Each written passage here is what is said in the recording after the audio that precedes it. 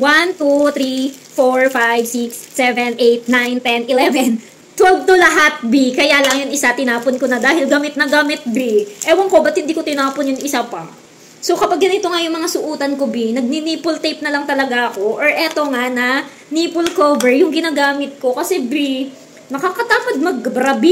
Kung itatanong nyo naman kung makapit to, B, tingnan nyo, ipapakita ko sa inyo kung gaano kakapit to. Ganito lang yan, B. O, kunyari, eto yung nipple mo. Tapos, ayan, may papel yan dyan. Itatapat mo yan dito sa nipple mo yung papel. Tapos, ididikit mo yan. Kung sasayaw ka naman, ayan, sayaw. Hindi yan malalaglag, B. Kahit alugin mo pa nga yung bugilya mo, B. O, diba? Kasi napakakapit nitong nipple na to, B. Napakamura lang po nito, B. 12 pieces na po ang laman nito. Pang matagalan mo na yan magagamit, B. Pwede mo rin yan hugasan. Kapag ginamit mo, pwede mong gamitin uli, B. Kasi madikit pa rin yan, B.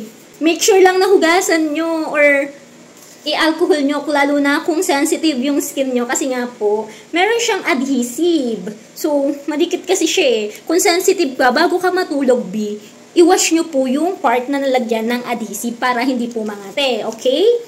Lalo na kung sensitive yung skin nyo po. So, kung kailangan nyo nito, B, ilalagay ko yung link nito sa aking yellow basket. Yun lang. Thank you for watching. Bye!